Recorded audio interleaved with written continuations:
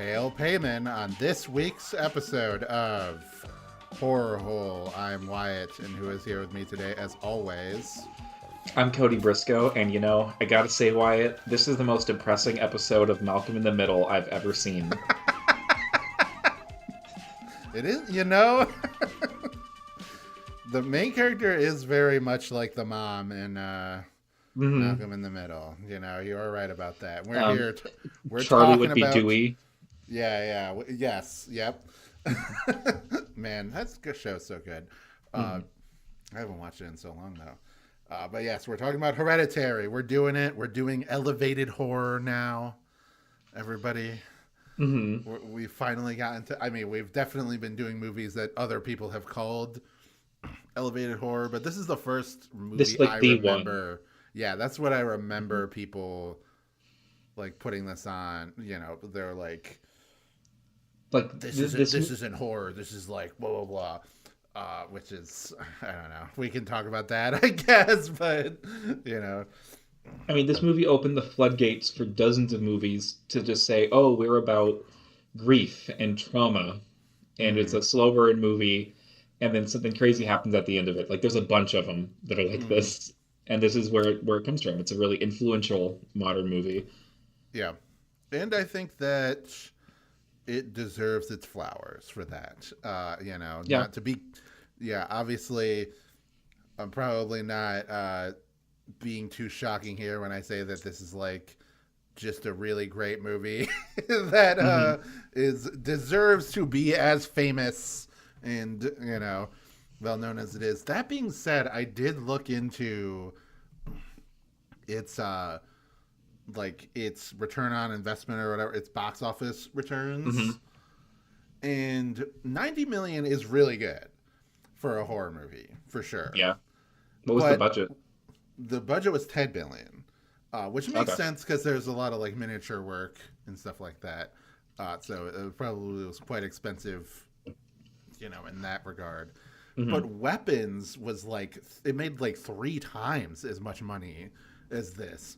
So it's just interesting to see, like, just in that short amount of time, that this kind of like a movie that's like not too dissimilar from this, just like less than 10 years later, made like a fucking shit ton it's of like a money. Blockbuster level of a yeah, and it's like, especially during, it's such a weird period of time now where the theaters are just in a very weird place. So it's, I don't know, I just thought that was like an interesting thing to point out. Is that like, I would have loved to have seen this in a theater, I tell you that for sure.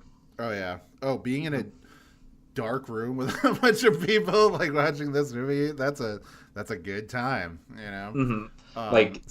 There's a couple scenes in this movie that are very, very famous, and I can just imagine that in a crowded theater setting, it just being incredibly awkward and it being dead silent during those moments. There's there's like multiple, obviously, moments in this movie where I was like so locked in, I was like leaning towards the screen. Yeah, me too. Because of what was happening, or in one case, what I kind of knew was coming. But I want to ask, you've talked about, you've seen this movie before. What's your history with it? How did you feel about it before? How do you feel about it now? I really liked it when I first saw it. I don't know, because like everybody was talking about this movie as if it was like the scariest thing ever, right. And I think I kind of went in with like the wrong expectations of that kind of movie it was, but I have grown to appreciate it more, and especially after seeing Midsummer, I really appreciate Ari Aster's like direction and everything. So much so, I at one point, I think it's in storage, but I own the screenplay to this movie on hardcover, and it's a really, really good script. Yeah, that's cool. I like when they do releases like that. That kind of stuff. This is the first time I saw this movie. I chose it last week. Or last episode, whenever, who even knows. But yeah, I chose it. I wanted to see this movie. We already saw Midsummer. Um, we're kind of like in this like 2010s era and 2020s and everything like that. So just some movies that I feel like I missed out on by just not being like a very astute movie watcher, Hmm. which thankfully like, hey, this podcast allows me to be like, oh, most of the things I would be interested in anyway are horror movies. So Yeah. I would be, it's just like good for me to have an excuse to watch a lot of this stuff.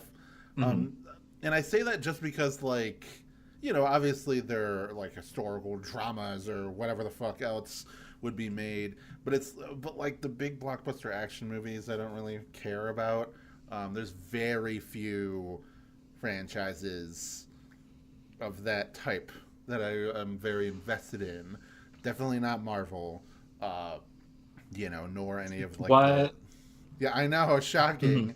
Uh, but I would say like the last one I got really invested in was Planet of the Apes, but then unfortunately I didn't think the Kingdom of the Planet of the Apes was like super good.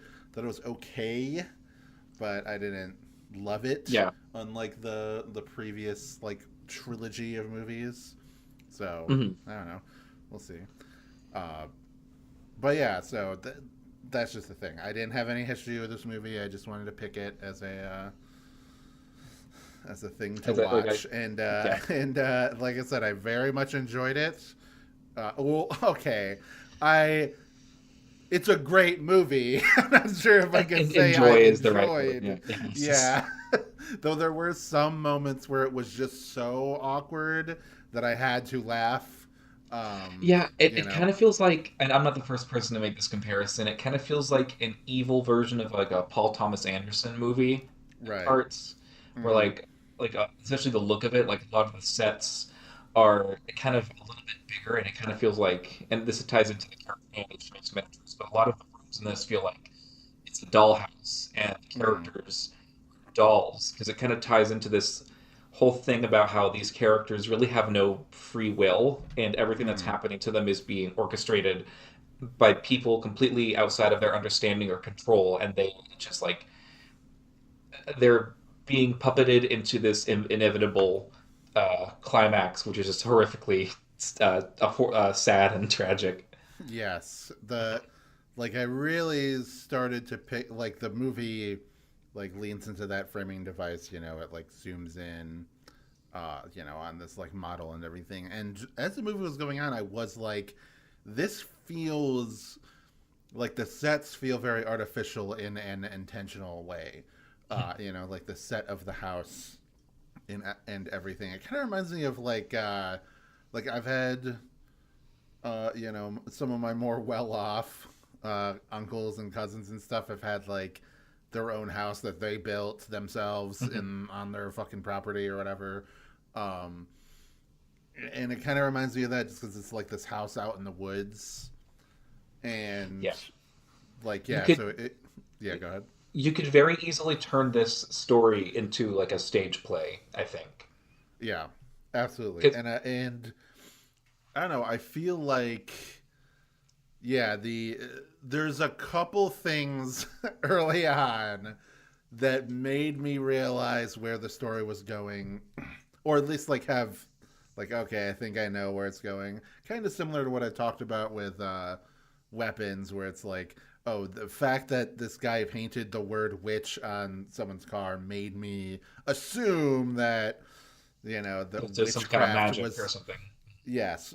So the extremely ominous letter that Annie sees from her mother in that book, that prayer book that's like, hopefully you'll see that our sacrifices were worth it and all that stuff. I was like, cult must be an evil cult going Hmm. on, and then, as it went on, I think another like hint at that is like lingering on that the lamppost as Peter is driving to the Yeah, party with his and sister and seeing the symbol that we later learn. By the way, spoilers, everybody, is yeah, for the payment, mhm. cult. Like It, those things are like the movie never really spells out exactly how their ritual works, but you can like mhm. with the clues given to you, you can piece it together. So it's like there needs to be Mm, three decapitations of three different generations of the family, and they're able like once that happens, that then they're able to transfer this spirit payment into a new body. mm, So like it happens with Ellen, mm. Annie's mom, it happens with Annie, and then it happens with Charlie. And Yep. I'm pretty sure, well, I mean, the movie kind of confirms that like Charlie is is an individual, but Charlie also kind of is Payman, sort of. Mm. Yes. Um, What well, that's the thing.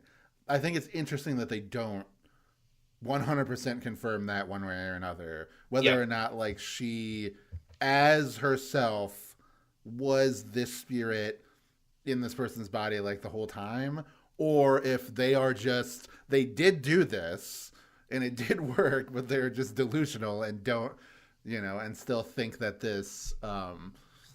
this person who's well, I guess maybe I don't know, because this fucking magic did work. Like her spirit is in. Again, we're spoiling like the end of the movie right now, yeah, who but cares? yeah, whatever. You've seen it, or we'll see it. Who cares? But yeah, so And, that's kind of. I think it's and cool that like they don't 100% explain mhm, it, and also don't have the whatever entity it is doesn't name themselves. It's kind of like The Exorcist, where in ancillary material they're like, oh, it's Pazuzu, which is an old Sumerian god.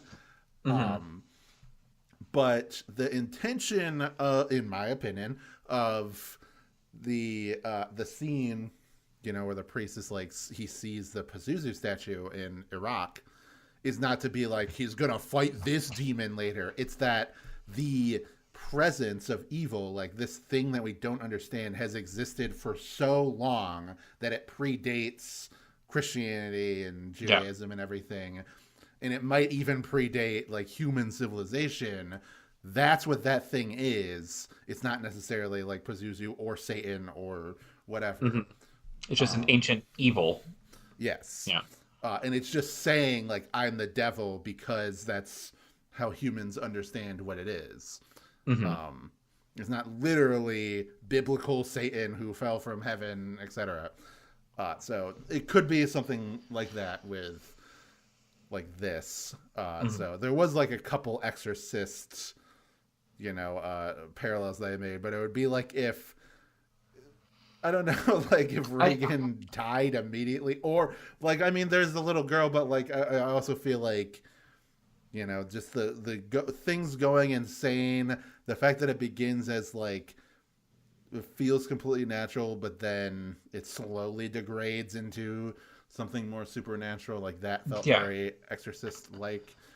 Well, Um, Ari Aster has said that his idea for the movie was he's seen a lot of like family tragedy drama movies where like a family will go through something horrible and then it will get rough for them, but eventually the bad thing that happened is able to bring them closer. And mm-hmm. he wanted to tell a story about a family who is unable to recover from a tragedy, and the only way to Yeah. get a script like that greenlit was for it to be a horror movie. So Hmm. he wrote it to basically be a family drama that slowly curdles into a nightmare, is what he Yeah. said. That totally tracks, and that Hmm. feels more honest to real life. Yeah, Like sorry, doesn't but always it doesn't always happen like that. Yeah. yeah, like not saying it can never happen where people, but the exact awkward situation that everybody is in the like kind of nightmare scenario that they're stuck in and being Hmm. trapped with each other, like it's a hard thing for everybody to deal with.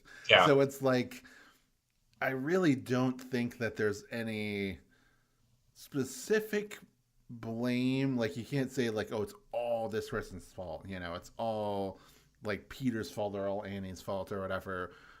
Hmm. Um, Well, and again, I did, they could have never known that like this was predetermined to happen. Like we see yeah, a lot of people throughout this movie, and then again, spoilers for the whole end of the movie. We see a bunch of cultists in their house, and like I think a couple of them are like Peter's classmates who were there at that party. Mm. Yep. I think that is so, like, as soon as I like put those pieces together, early on, I was like, oh, there's a weird symbol that like she's potentially part of the cult. Hmm. And at first, when Joan was introduced, I didn't, detect anything wrong with Hmm. her, in that first scene with her in the parking lot and talking about like her grief of losing her child and Yeah. her, grandson and everything.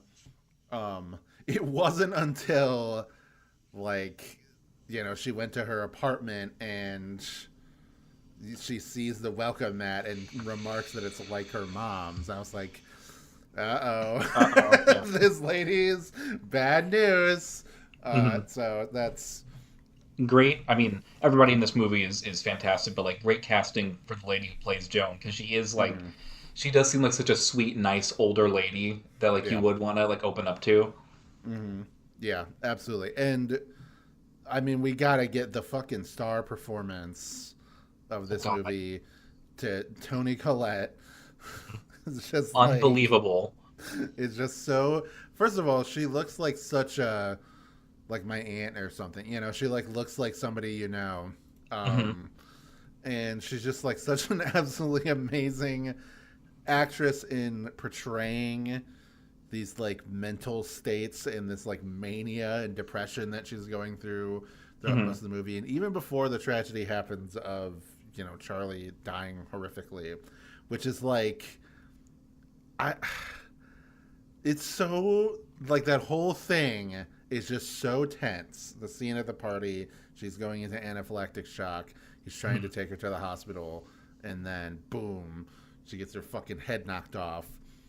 Um, Yeah, that it's just it's yeah, it was like I said, that was one of those things where I was like leaning forward towards the TV because I was just like so like, oh my god, hmm like, oh like fuck.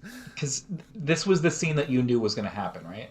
Yes, that's the Did one thing, the one did spoiler I knew did you know about the like movie. the context to it and everything? No, I Okay. just knew the girl died. That's like basically all I Okay. knew about it. So I didn't Wow. know the setup, and I didn't know where it was going, and uh, this Yeah, is that's not to get too dark here. I mean, this is a pretty dark movie, Mhm. but I don't know if I don't know what I would do with myself if I were that brother in that situation and just had to be like, I have to go home now after I just Mhm. murdered my sister on accident.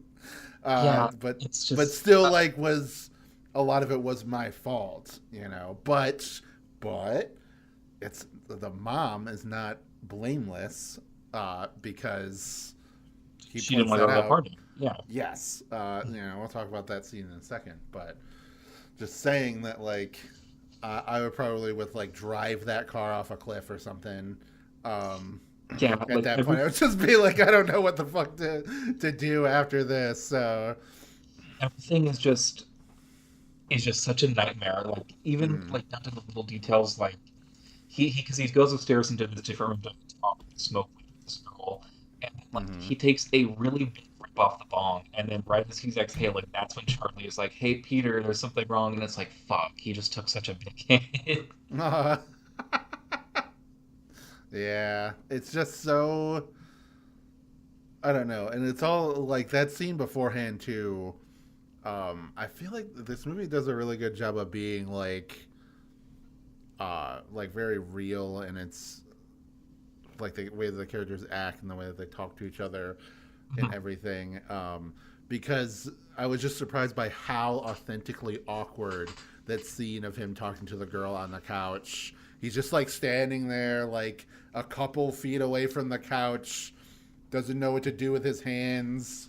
Is like, his eyes are like darting around and everything. There's just like a lot of great acting of Hmm. like an awkward teenage boy trying to talk to this girl he has a crush on, Yeah, and her just being like, "This is weird."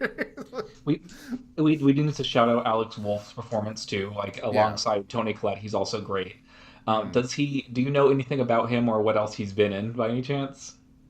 Uh, No, I don't actually. He was one of the members of the Naked Brothers band. Oh, cool. The Nickelodeon. Hmm. Yeah. Wow. He played this role method, so he would just be Peter like on set during the filming of this Mm, movie, which was really taxing on him. yeah. I bet. Hmm. And he feels like I don't know, like he seems like he is again like authentically experiencing this like complete shock because I Hmm. mentioned the idea of what would I even do, what panic would set in if something like that traumatic happened, but it's a lot more likely something like what he did would happen Hmm. where he just goes home and He just goes shuts to down. bed Hmm. and then his mom sees the aftermath the next morning when she gets there into the car, and it's just like screaming bloody murder and everything. Hmm. Um, and it's again like yeah, it's just like such a fucking And nightmarish like situation. and like it's so sad seeing like after that like he and his dad kind of try to keep things afloat. Mm-hmm. It's very very sad and like bittersweet. Um, but like he's still like you can just see on his face just how broken he is. Like there's a scene Mm-hmm. where he tries to smoke weed again with his friends in the bleachers, Mm-hmm. and he has like a PTSD like shock reaction where he Mm-hmm. himself starts like choking. It's Mm-hmm. just horrific. Yeah, yeah, it's so all of that stuff is so like yeah, they really capture that vibe of some tragedy happens and then like it feels like the family is kind of like falling apart around you. It kind of reminds me of when like my grandma passed away back when I was a teenager, so she was pretty young at that point. Like I don't think she was even 60 when she passed away, and like we were all sad and everything, but me and Todd, my brother, sorry, we're just sorry for saying his name on the podcast because nobody knows who he is.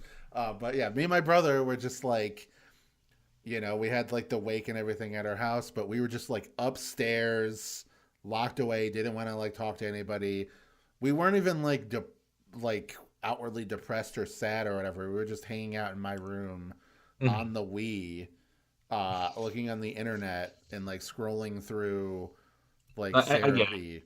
Hmm. Yeah.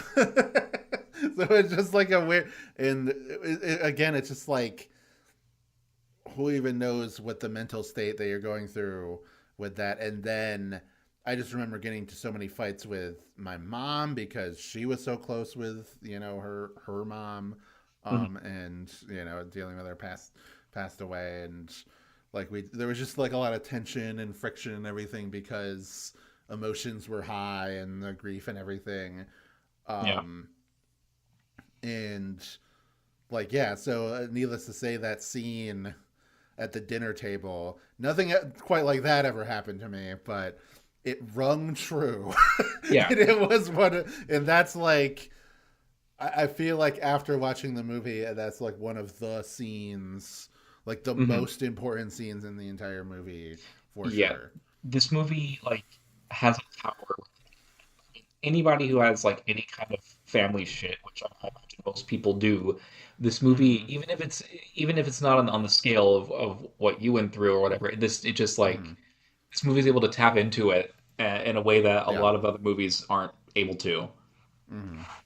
Yeah, and Uh, but it also like feels very like kind of cathartic in a weird way, just seeing Annie like sort of vent all of her frustrations again, even though like it's really hard to 100% blame Peter for what happened, not yeah. even just because the circumstances are out of their control on like a story level and a narrative level, but also because like yeah, there's a lot of things he just didn't expect to happen, didn't even want to bring her to this party and everything, so it Hmm. just things just sort of spiraled out of control. And But you can tell that as much as Annie doesn't want to, she does blame it all on her son and has like a very deep Well, resentment towards him well, for that. very pointedly, I even took this down in my notes because there's a scene where after Charlie dies, she goes back to the group therapy thing that she went to initially for her mom. Which, Mm, oh, real quick, I do want to touch on that scene where she's like, because it not only does it tell you a lot about the character, but it's like a lot of hints about what's to come, where she's talking about her family history and like mm, dad starved himself to death, the mom had DID, and the brother killed himself, and his suicide note made specific note about saying that the mother was trying to put people inside of him, mm.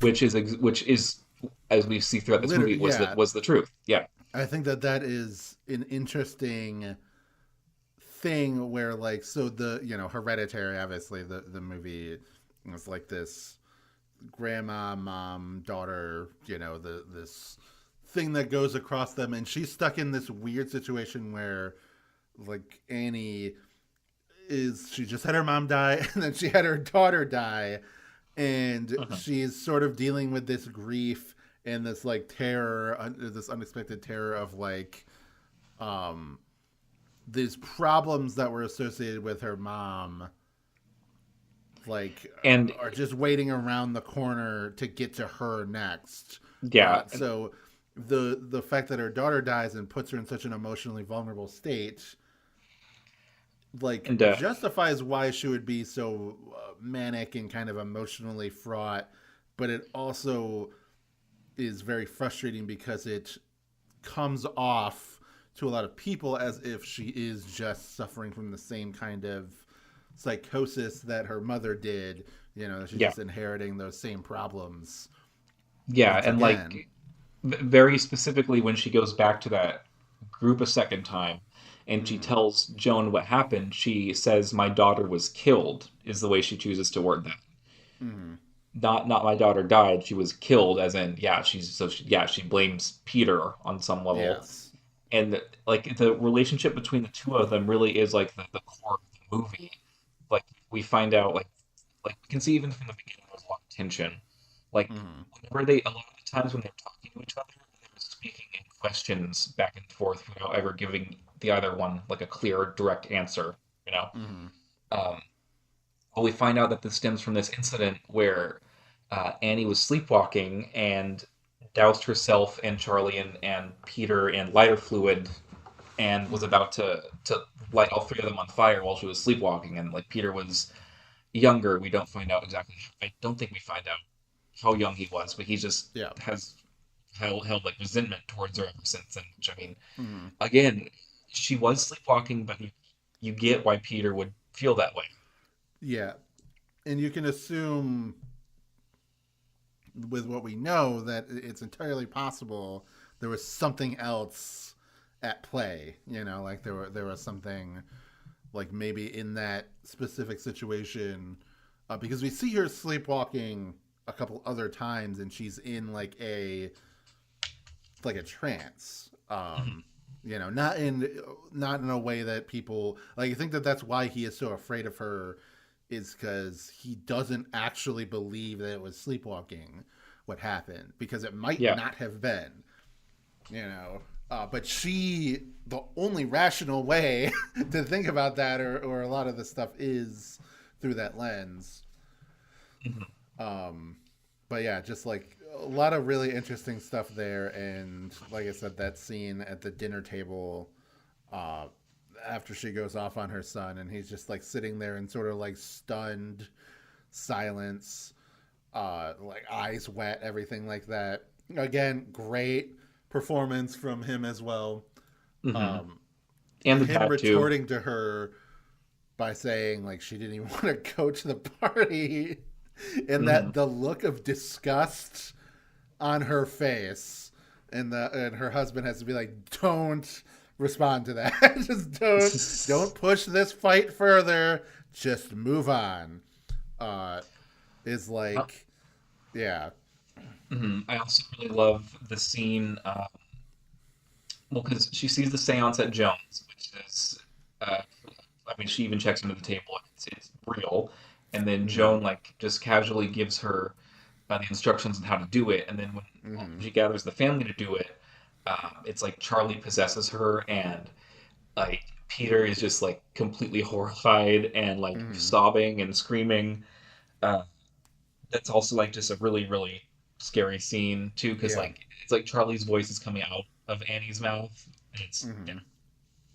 Yeah, that's like there's a couple of those moments where they like I don't know, Charlie again like by the end they kind of imply that she might literally be this demon king, but Mhm. but it's also like I don't know, they never use too much imagery of her as like she's not like like a Sadako or something like that kind of scary No, girl. She's just, you know, she was just again, kind of a weird, kind of a which victim of this circumstance that she's in, like being a part of this fucked up family and mhm. everything, and like her death being so central.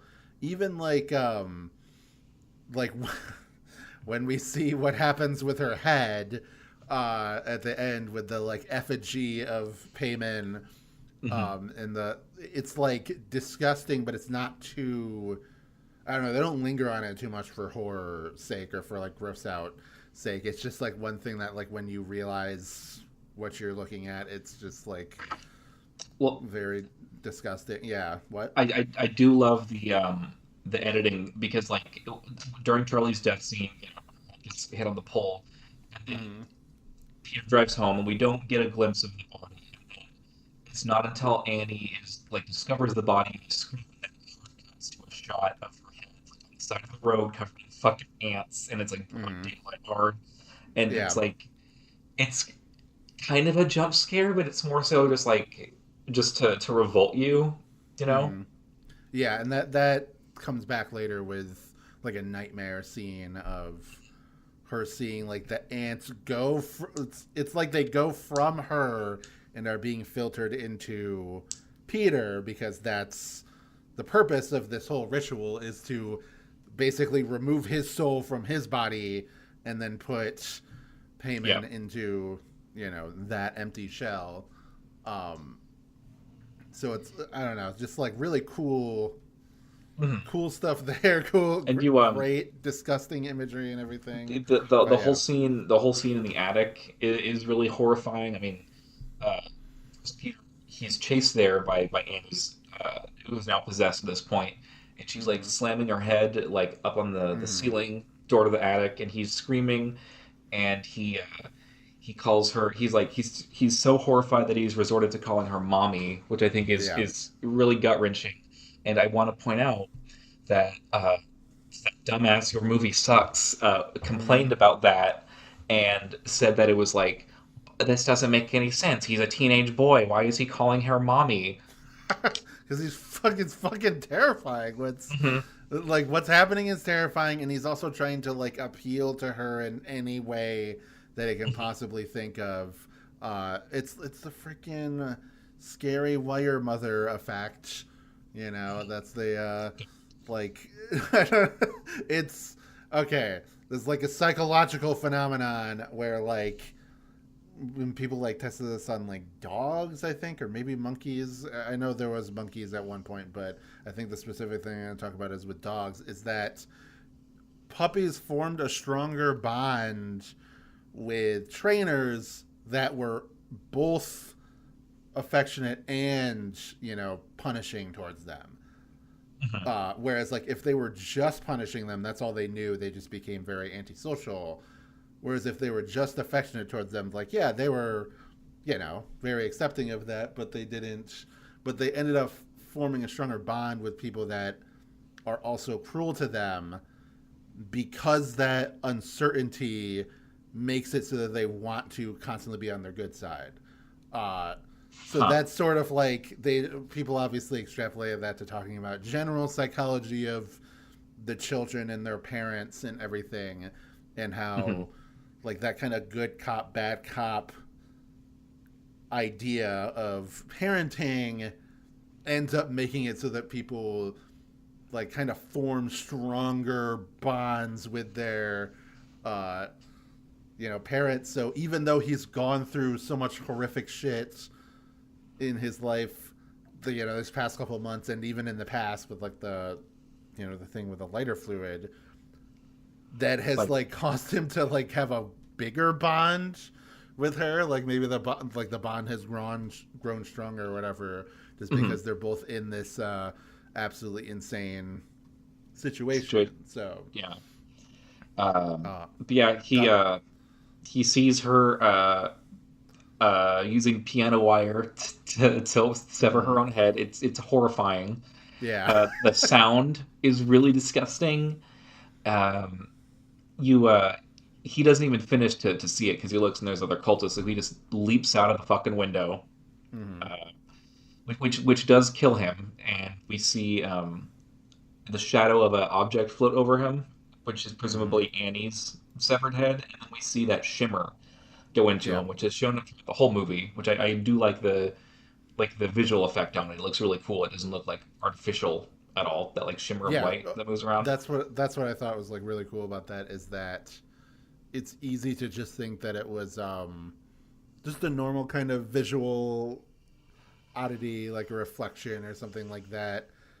Maybe the first couple times you see it, but then you start to realize, oh no, this is something related to either his mental state or some kind of spiritual mumbo jumbo that's directing him in some location or whatever. I do want to ask, how'd you feel about the husband?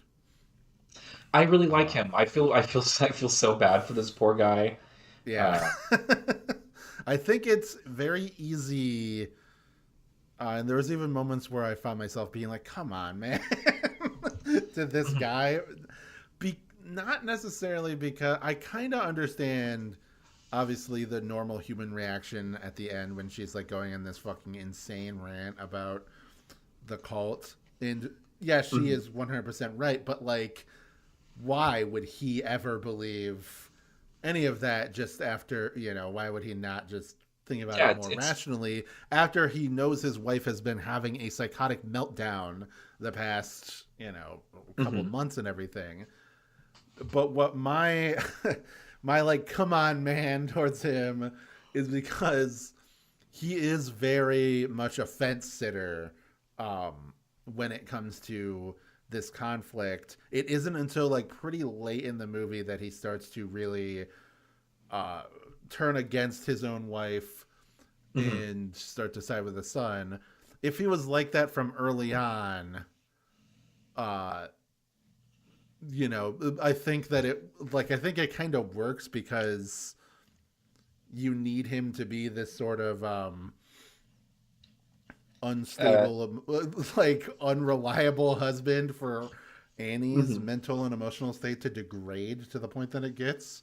Because if he was opposing her at every turn from the get go, then like she would feel more like indignant and It, maybe it, even it, more confident and whatever about like the path that she's going on and her like thoughts and feelings.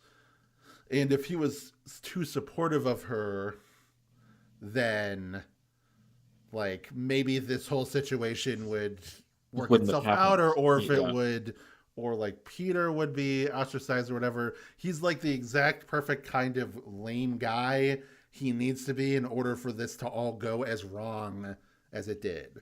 Mhm. uh like for that reason, which I think is like that's a very He's good character because he feels like a real guy and you can understand why he's acting the way he does.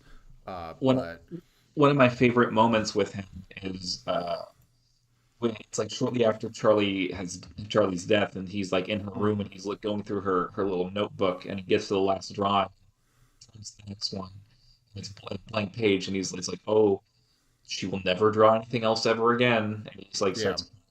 It's yeah, really good, mm, simple storytelling. yeah, just like closing it and frustration. Hmm. Like yeah, because you can tell that he thinks he's being the strong, stable father in this situation, but he's really like losing grip of both Both of them. his Yeah. yeah, just because of that indecisiveness. And like I said, it's like a little too late by the end when he starts to like put his foot down in regards to Annie.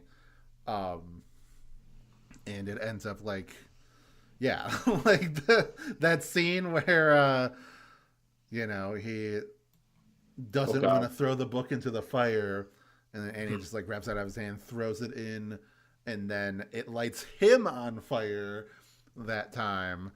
And so then, so yeah, good. it's just like such an amazing rug pull from what you expected to actually happen.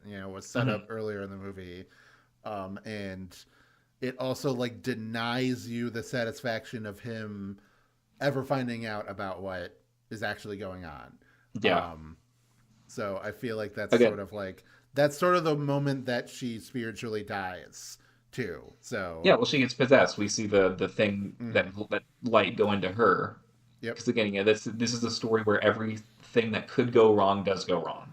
yeah, Um, and it ends in uh, it's kind of the same ending as Rosemary's Baby a little bit, where it's just the devil worshippers chanting, uh, mm-hmm. and they presumably have won, Mm-hmm. and, that's it. Yeah. Wow, just like Little Shop of Horror as well. The bad guys win at the end. I think that Mhm. that's like a valid way to end a horror movie. Is everything is shit and everybody's dead or everything goes wrong. I mean, Yeah, both the like the other Ari Aster movie that we watched, Midsummer, also ends with, well, everybody that the main character went on this vacation with is fucking sacrificed, and including her, and boyfriend and everything. and the main So character has lost her mind. yeah, Hmm. and similar to that, like that final scene is so like otherworldly, and it's like beautiful in a way, despite it being, Hmm. this king of hell being like beckoned into his role, and the music that plays during it is just like such a, It's very like again, it's such a, ethereal. yeah, exactly, it's such a, Hmm. a weirdly beautiful music that feels like, even though it's like ushering in the end times, just, yeah, what I else can you say? Yeah, just a very very solid modern classic movie. Um, Mm. I actually have not seen Ari Aster's other two movies, but I don't think they would qualify enough to be on this show. But I Yeah, I still don't would like think to watch them so. at some point. Yeah, I read and saw that Beau is Afraid is like it's like a psychological horror movie or whatever. So maybe that would work. I did also see, like, yeah, Beau is Afraid and Eddington. They got a lot lower of like Metacritic and Rotten Hmm. Tomato scores or whatever. Not that I give a fucking shit about that, but Yeah. I just think it's interesting that it was kind of this like really awesome 1-2 punch. As far as I'm aware, I think Midsummer came out like a year or two after I, Hereditary, and yeah, I think just a um, year. yeah, which is an amazing turnaround. He must have been filming them both, at the Hmm. same time, or there was some crossover between filming them, and so it's just kind of interesting to see, like, oh, he came. There's a couple year gap, and then he came back, and then those movies were not as beloved. They aren't inducted into like the canon or whatever. But I Hmm. still do want to check them out because I am interested in his And stuff. Similar to like with was it Robert Eggers, where it's like, oh yeah, I know The Lighthouse isn't a horror movie, but I do want to watch it that would just count. That would because I count for really like. sure. Okay, Mm. uh, yeah, well maybe we'll But watch that at some point for the mhm. that and the Vivitch for Mhm. I horror could be hole. wrong, but I feel like I heard that Ari Aster's next movie is supposed to be more of a horror. Mm. Yeah, I don't know. But either way, like, I think these two movies are good enough that I definitely want to, even if they're not as wide appealing audience wise, I would definitely want to check out those other two movies at some Hmm. point. So, Yeah. yeah. But all right. Well, Is there anything else? Any final thoughts on this? No, I think we about covered our bases. Yeah, I mean, we kind of got down to brass tacks here. It's a little bit on the short side. It's like 45 minutes so far that we recorded. So, you know, but either way, I feel like we definitely talked this movie up pretty Yeah, well. And I mean, we covered pretty much everything I have in my notes. hmm, yeah, and I don't know. I'm very excited to seek out some more movies and everything that have Toni Collette in it, because like I said, I just felt like she was such an amazing Hmm. actress. I know she was in Mickey 17, which is a movie I didn't see, but that Isaac told me about being very good. We Hmm. had like a year-end whole podcast where we talked about stuff that we watched and games we played and whatever, and he brought that up, and yeah, Bong Well, Joon-ho. you may have seen her in the Sixth Sense, I do remember The Sixth Sense. and I I think don't she know if was I remember her specifically, but I've seen that movie, of course. Triple X: The Return of Xander Cage from Mm. 2017. Oh my god. Oh yeah, what is the movie that we're gonna watch next time? Well, Oh wait, didn't you say that you had multiple movies yeah, actually? so it's going Okay. to be a double feature movies. All right. Uh, Cool. so we're going to be watching The Black Phone and Black Phone 2. Oh Uh, shit. Black Phone is from Didn't 2023, and Black Phone 2 came out, not last year, so 2025. Yes, I remember that. I remember that coming out, but I had not seen it. So, Hmm. uh, oh, it's written by freaking Carlisle from Spill.com, baby. Oh, that's right. Yeah. It's directed by Scott Derrickson, who did he did the Dreamkill short and Mm-hmm. VHS 80, one of the 80 ones, Yeah. the one with Gunther, the goth kid. Mm-hmm. Um, Mm-hmm. and it's based Oh off of a yeah, short yeah, yeah. I story. do remember. I remember you talking about that when we watched the. Because we Hmm. okay, everybody listening, we actually watch a bunch of movies that aren't related to horror hole together sometimes. Hmm. So yeah, I remember watching that. But yeah, Yeah, no. C. Robert Cargill obviously also did the like Sinister movies, which I never saw, but I just we should. remember being They're a on my list Spill too. fan. Yeah, Hmm. being a Spill fan like back in the day, like back. I think like I've been a fan of theirs since like 2008, Yeah. and like around that time being like, oh yeah, one of them actually got a screenwriting role. Hmm. And then it's that and the name of the demon, and that is Bagul. Those are the only two things that I know about You, that you might movie. you So might have seen the mask of the killer in the Black Phone. The villain in the Black Phone movies is I want to say iconic, but it feels more like it's just Blumhouse marketing the fuck out of it. right. Um, but yeah, it is Yeah. based off of a short story written by Stephen King's son, Joe Hill. Oh yeah, cool. Hmm. I'm pretty. Yeah, I'm definitely down to check these out.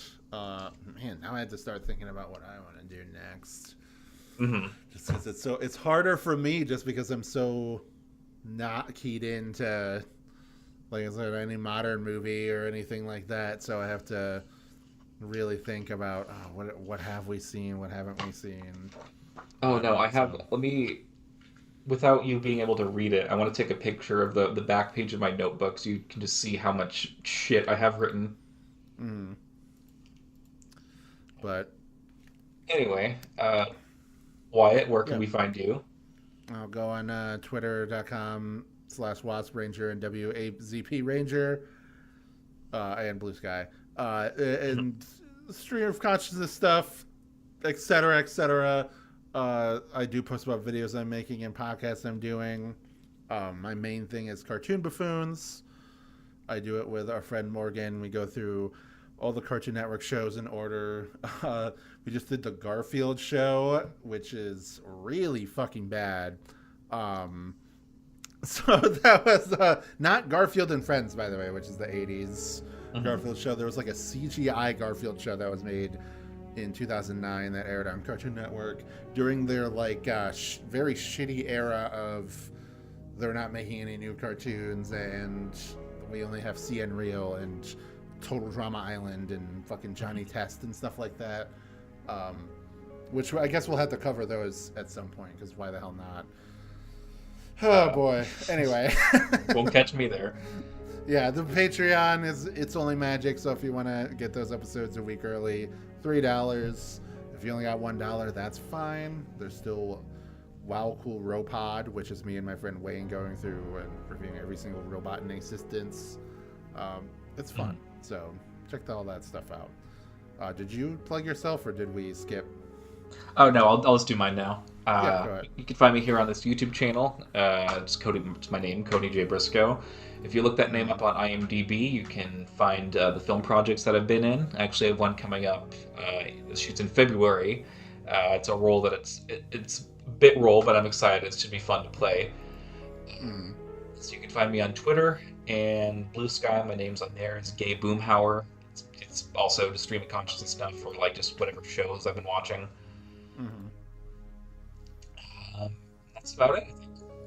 All right, cool. So join us next time, everybody, as we talk about the Black Phone movies. See you there.